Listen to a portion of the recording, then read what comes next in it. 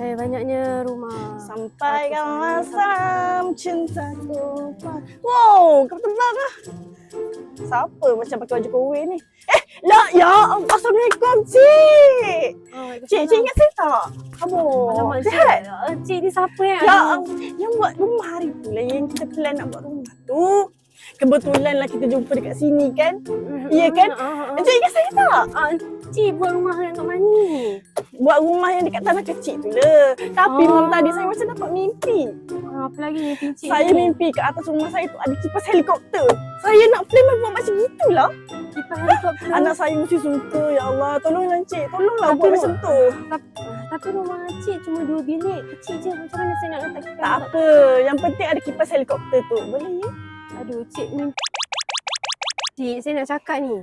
Mimpi tu memang percuma. Tapi nak bina rumah tu, agak-agak lah ya.